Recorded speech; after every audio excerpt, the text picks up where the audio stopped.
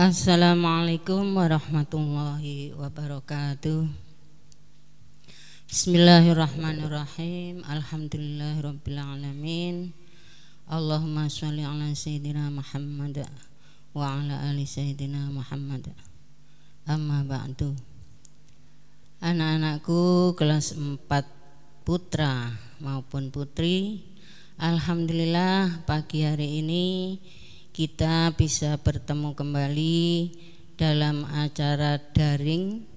Insya Allah ini pertemuan yang keempat. Untuk itu anak-anak mungkin sudah siap ya buku yang akan kita pelajari, yaitu pelajaran Aswaja Ahlus Sunnah wal Jamaah.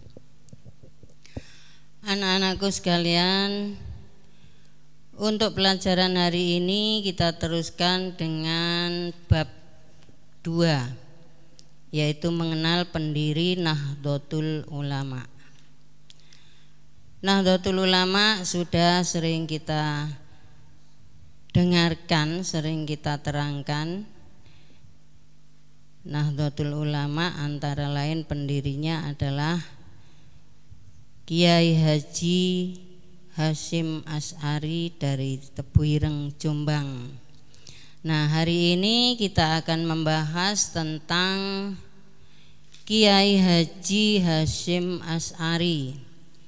Jadi bab 2 adalah mengenal pendiri Nahdlatul Ulama. Kemudian yang A, biografi ini biografi dari Kiai Haji Hasyim Asy'ari. Siapakah Hasyim Asy'ari itu siapa? Kita akan tahu nanti. Biografi Kiai Haji Hasyim Asy'ari. Beliau adalah lahir pada 14 Februari 1871 di Tambakrejo, Jombang. Beliau meninggal 25 Juli 1947 juga di Jombang. Berarti umurnya 76 tahun. Istri beliau bernama Khadijah binti Ya'qub. Anak beliau putranya yaitu Wahid Hasyim, Muhammad Ya'qub, Masrurah dan Azah. Ini putra beliau. Organisasi yang didirikan adalah NU atau Nahdlatul Ulama. Anak-anakku sekalian, kamu telah tahu ya, sering melihat di mana-mana ya, itu gambar dari Kiai Haji Hasyim Asy'ari. Di bukumu di situ juga terdapat gambar beliau, di mana beliau itu sudah agak tua ya, memang sudah tua gambar yang diambil di situ. Nah, di sini juga ada gambar beliau.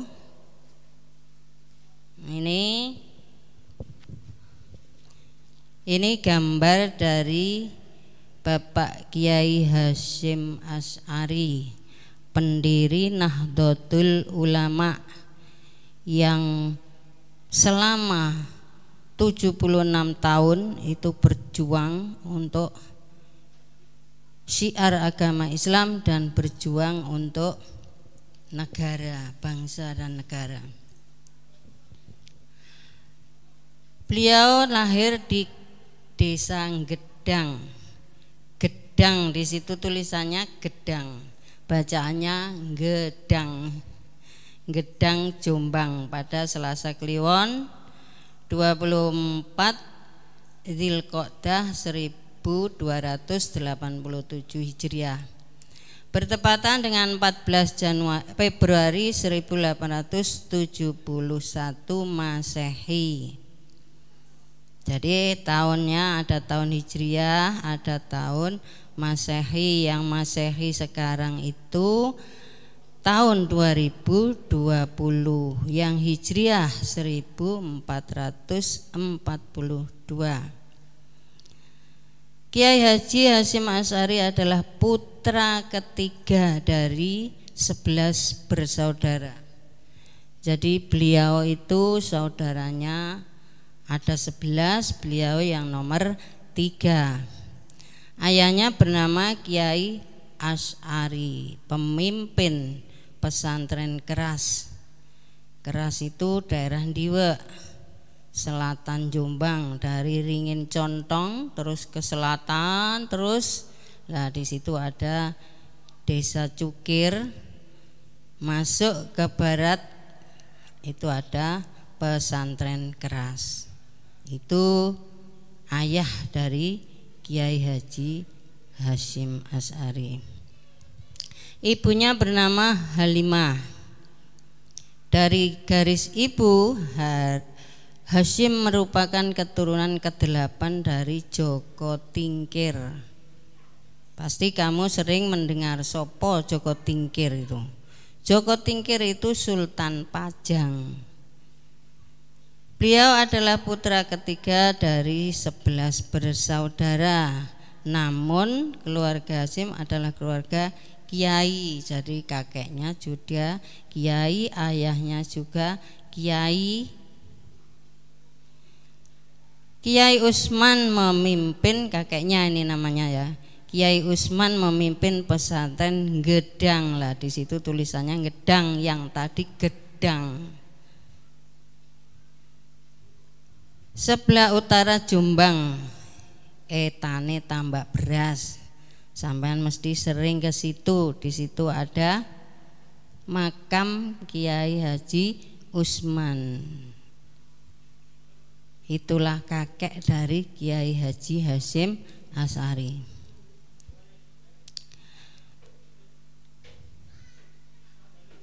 Selain itu, ayahnya juga mendirikan mendirikan pondok Keras, itu juga memimpin atau mengasuh putranya untuk mengajar di rumah sendiri. Jadi sebelum beliau kemana-mana itu sudah membantu ayahnya untuk mengajar santri-santri yang ada di Keras. Nah, muridnya itu bukan anak kecil-kecil, orang yang lebih tua dari Kiai Haji Hasyim Asy'ari, karena orang dulu itu tidak ada yang mengajari mengaji maupun pelajarannya lain, tidak ada. Jadi sudah tua baru belajar mengaji. Nah, waktu itu Kiai Haji Hasyim Asy'ari umurnya baru 12 tahun. Itu sudah mengajar orang tua-tua untuk membaca Al-Quran. Mula-mula Kiai Haji Hasyim Asy'ari belajar agama dibimbing oleh ayahnya sendiri. Setelah itu beliau mondok. Jadi mondoknya itu bukan satu pondok, yaitu pesantren Wonokoyo, Probolinggo.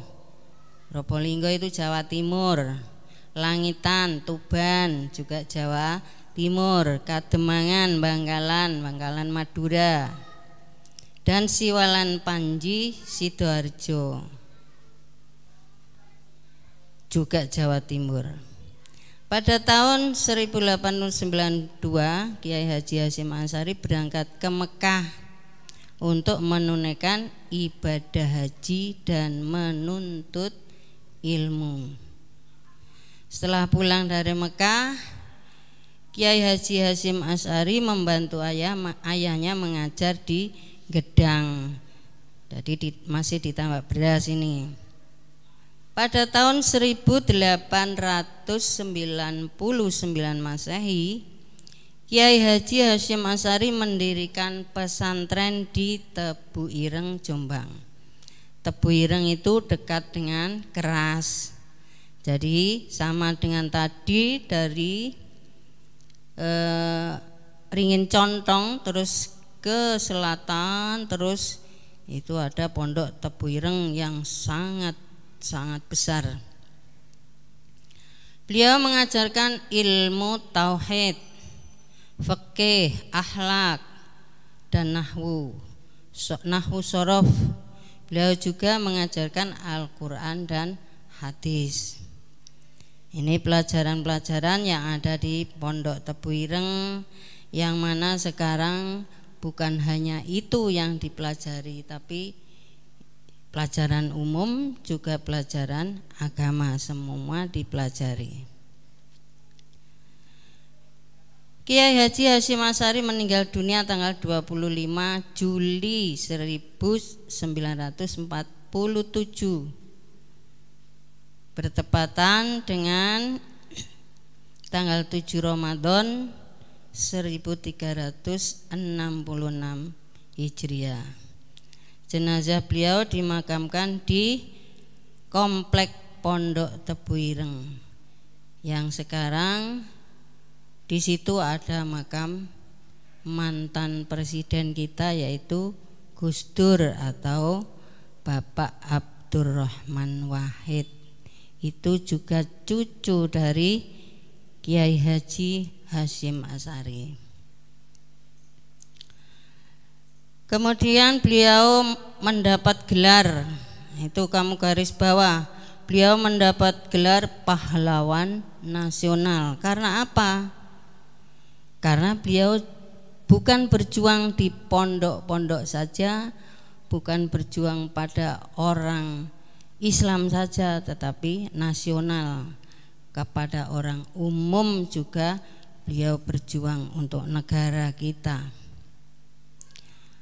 Beliau juga mendapat gelar Hadratus Syekh. Nah, ini gelar yang disandang dari beberapa orang Islam atau para kiai, para ulama dari pondok-pondok pesantren. Ini yang memberi gelar beliau Hadratus Syekh. Karena apa? Beliau mempunyai wibawa yang sangat berpengaruh terhadap pondok-pondok pesantren. Jadi beliau diberi gelar dua, yang satu pahlawan nasional, yang kedua Hadratus Syekh. Kalau pahlawan nasional itu yang memberi gelar adalah Bapak Presiden. Tapi kalau Hadratus Syekh ini dari beberapa kalangan kiai dan umat Islam.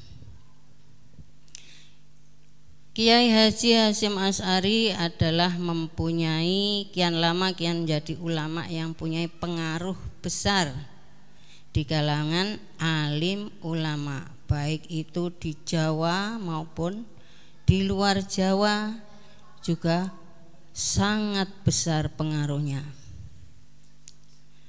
Sehingga beliau punya gelar yang sangat banyak ini ya.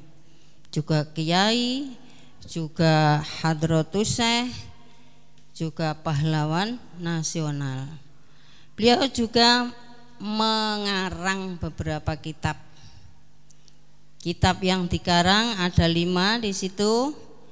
Yang pertama Ar-Risalah At-Tauhidah. Ar-Risalah At-Tauhidiyah, kitab tentang tauhid. Yang kedua At-Tibyan Finnahyi an Munqata'at al-Arham. Ini kitab yang kedua tentang penjelasan larangan memutuskan hubungan kerabat dan teman. Yang ketiga Adabul Alim wal Muta'alim, akhlak guru dan murid. Ini karangan beliau.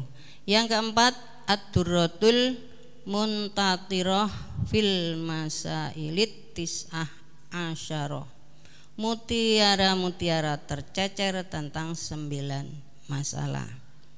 Yang terakhir Al-Qanun Al-Asasi li Jam'iyati Nahdlatul Ulama, atau aturan dasar perkumpulan Nahdlatul Ulama. Ini kitab-kitab yang beliau karang. Yang kedua, Kiai Haji Hasyim Asy'ari dalam mendirikan NU. Nah, ini pendiri NU yang paling tua di Jombang ini pertama adalah Kiai Haji Hasyim Asy'ari. Didirikan di Jombang tanggal 31 Januari 1926 Masehi. Kalau hijriahnya 16 Sa'ban 1344. Di mana itu? Di Jombang, Jawa Timur. Jadi lahirnya NU adalah di daerah kita sendiri ini, yaitu daerah Jombang. Apa NU itu artinya? Nah, kemarin sudah saya singgung NU Nahdlatul Ulama yang artinya kebangkitan ulama. Bersama siapa saja beliau mendirikan, apa sendiri, apa banyak temannya? Nah, tentunya tidak bisa sendiri. Bersama dengan Kiai Haji Wahab Hasbullah. Tahu kan kamu? Fotonya juga banyak, antara lain lah di sini nih. Ini foto dari Bapak Kiai Haji Wahab Hasbullah. Dari mana? Ya dari sini, dari Tambak Beras ini. Tapi kamu nggak tahu karena beliau wafatnya tahun 1971. Waktu itu Bu Indun sudah kelas mu'alimat kelas 4 kalau nggak salah. Jadi tahu waktu Kiai Haji Wahab Hasbullah meninggal atau wafat itu tahu. Bu Indun pas di sekolahan. Kemudian teman beliau mendirikan Nahdlatul Ulama adalah pertama Kiai Haji Hasyim Asy'ari, kedua Kiai Haji Wahab Hasbullah, yang ketiga adalah Kiai Haji Bisri Sansuri. Kiai Haji Bisri Sansuri ini adalah pengasuh pondok Denanyar Mambaul Ma'arif. Ini adalah 3 serangkai pendiri Nahdlatul Ulama. Lah kalau di sekolahan kok ada Kiai Haji Khalil Bangkalan, Bu? Ya, memang ini adalah sesepuh dari Nahdlatul Ulama. Ketiga beliau-beliau ini kalau bermusyawarah mesti minta izin atau minta persetujuan dari Kiai Haji Khalil Bangkalan. Bangkalan itu Madura. Biasanya orang-orang kalau ziarah mesti ke Bangkalan, mampir ke Bangkalan, ke Madura. Itu ke makam Kiai Haji Khalil Bangkalan. Beliau mendirikan beberapa cabang ya, cabang dari ini Kiai Haji Hasyim Asy'ari. Setelah mendirikan NU, berjuang terus, akhirnya mendirikan beberapa cabang dari NU. Antara lain 35 cabang ini ada di seluruh Indonesia. Di mana saja itu? Banyak ya, di Semarang, di Jakarta, di luar negeri, di luar Jawa, di Sumatera, Kalimantan, itu semua adalah cabang dari Nahdlatul Ulama. Juga mendirikan beberapa madrasah. Perjuangan beliau Kiai Haji Hasyim Asy'ari dalam pergerakan nasional. Nah, ini kalau nasional bukan khusus untuk orang NU, tapi semua rakyat Indonesia. Pada tahun 1937 beliau didatangi pimpinan pemerintah Belanda. Jadi beliau juga ikut berjuang untuk mengusir Belanda karena pada tahun itu Indonesia belum merdeka. Jadi mengadakan organisasi sulit, sangat sulit. dengan memberikan bintang emas dan perak tanda kehormatan. Tetapi beliau menolaknya. Jadi Belanda mendatangi Kiai Haji Hasyim Asy'ari, ditari, tak kei perak, bintang emas, tapi berjuang mulai renono. Beliau tidak mau, tetap menolak, tetap berjuang untuk mensiarkan agama Islam. Kemudian pada malam harinya beliau memberikan nasihat kepada santri-santrinya. Tentang apa kejadian itu? Kejadian apa? Ya didatangi Belanda tadi, mau diberi bintang emas dan perak. Beliau bercerita kepada santri-santrinya dengan menganalogkan dengan kejadian yang dialami Nabi Muhammad SAW ketika kaum jahiliyah menawarinya dengan 3 hal. Jadi berjuang itu memang berat. Seperti Nabi Muhammad SAW ketika berjuang itu orang-orang kafir sudah menawari apa yang ditawarkan pada Nabi Muhammad. 1, kursi kedudukan yang tinggi dalam pemerintahan. Jadi Nabi Muhammad disuruh menjadi menteri apa disuruh menjadi presiden, pokoknya dadi wong dukur-dukuran. Tapi Nabi Muhammad menolak. Itulah yang dicontoh oleh Bapak Yai Hasyim Asy'ari. Yang kedua, harta benda yang berlimpah-limpah. Kalau kamu mau jadi ini jadi itu akan diberi harta yang banyak sekali. Tapi Nabi Muhammad tetap menolak. Yang ketiga, gadis-gadis cantik. Wah, ini bagaimana orang laki-laki ditari dengan gadis-gadis cantik. Kalau imannya enggak tebal, ya mau-mau saja. Tapi karena iman yang dipunyai sangat tebal sehingga beliau menolaknya, tidak mau, ditolak. Ini yang dicontoh oleh Kiai Haji Hasyim Asy'ari. Jadi diberi apapun beliau tetap menolak.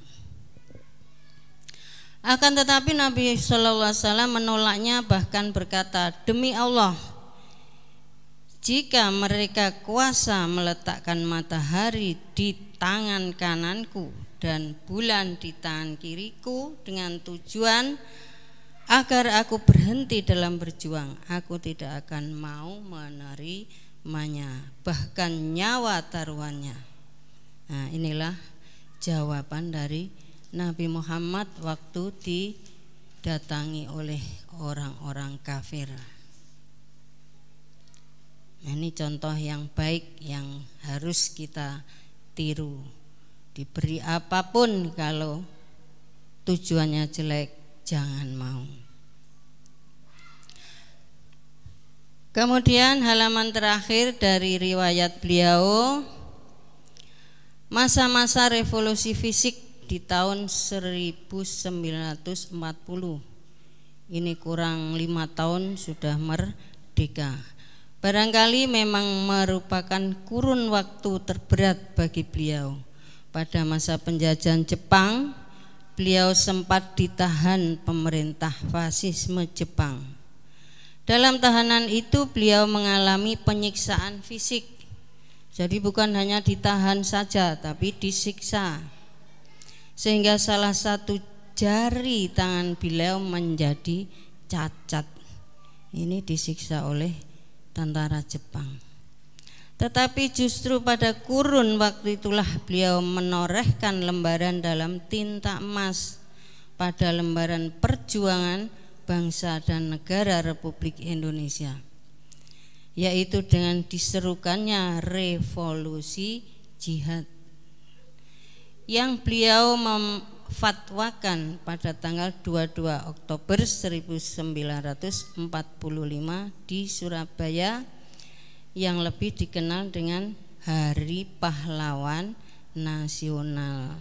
Jadi perjuangan beliau bukan hanya untuk orang Islam saja, tapi seluruh rakyat Indonesia. Beliau juga pernah disiksa oleh Jepang, ditahan oleh Jepang karena apa? Beliau disuruh tunduk kepada Jepang dengan membungkukkan punggungnya seperti orang ruko, yang dinamakan saikere. Itu adalah penghormatan kepada orang Jepang, di mana cara menghormatinya adalah membungkuk seperti orang ruko. Beliau tidak mau, sehingga beliau ditahan atau dibui, dipenjara. Tapi di penjara bukan hanya di penjara saja, disiksa di situ, sehingga jari beliau menjadi cacat. Begitu pula masa penjajah Jepang pada tahun 1942. Kiai Haji Hasyim Asy'ari dipenjara di Jombang ini, dipindahkan ke Mojokerto, kemudian dibawa ke Surabaya. Beliau dianggap sebagai penghalang pergerakan Jepang. Nah, memangnya penjajah kalau sudah begitu itu ya sulit untuk memeranginya. Jadi yang menjadi korban adalah pejuang-pejuang dari Indonesia ini, termasuk Kiai Haji Hasyim Asy'ari. Setelah Indonesia merdeka pada tahun 1945, Kiai Haji Hasyim Asy'ari terpilih sebagai ketua umum Dewan Majelis atau Dewan Partai Masumi. Apa Masumi itu? Majelis Syuro Muslimin Indonesia. Jadi nama beliau sudah terkenal se-Indonesia. Jabatan itu dipangkunya, namun tetap mengajar di pesantren, sehingga beliau meninggal dunia pada tahun 1947, yaitu setelah merdeka. Inilah anak-anak riwayat atau biografi dari Kiai Haji Hasyim Asy'ari yang sekarang makamnya ada di Tebuireng di sisi putranya, yaitu mantan presiden kita Bapak Kiai Haji Abdurrahman Wahid atau Gus Dur. Anak-anakku sekalian, kelas 4A maupun kelas 4 putra maupun putri, untuk pelajaran aswaja kali ini kita akhiri dengan bacaan Alhamdulillahirabbil alamin. Dan kamu, saya beri tugas gampang sekali untuk mencari gambar dari beliau-beliau pendiri Nahdlatul Ulama, yaitu yang pertama Bapak Kiai Haji Hasyim Asy'ari. Nih. Yang kedua Bapak Kiai Haji Abdul Wahab Hasbullah. Yang ketiga Bapak Kiai Haji Bisri Sansuri. Nah, ini tugasmu mencari gambar ini, nanti dikumpulkan kalau sudah masuk sekolah. Tidak usah dimasukkan HP ya. Nanti saja kalau sudah masuk sekolah kita bawa dan kita pajang di tembok untuk mengetahui bahwa ini adalah pendiri Nahdlatul Ulama. Dan kalau bisa ditambah dengan Kiai Haji Khalil Bangkalan. Ini sesepuhnya 3 pendiri Nahdlatul Ulama itu. Anak-anakku sekalian, kiranya cukup sekian saja. Nanti kalau sudah kita ketemu di kelas, kita akan bersenang hati ya, karena kita berapa bulan tidak bertemu sama sekali, dan ketemunya hanya di gambar-gambar saja. Aku berkunjung ke rumahmu, hanya kamu lihat gambarku tok. Wala Bu Indun niku ya ngono iku ya pancet. Untuk itu anak-anak di rumah jangan kemana-mana ya, di rumah saja bermain dengan adik maupun kakakmu. Jangan lupa kalau keluar pakai masker, cuci tangan, dan berdoa. Berdoa mudah-mudahan apa yang telah menimpa negara kita ini lekas-lekas sirna dari negara kita, yaitu COVID-19 atau Corona. Dan mudah-mudahan keluarga kita semua ini ya diberi kesehatan. Amin ya rabbal alamin. Akhirul kalam. Assalamualaikum warahmatullahi wabarakatuh.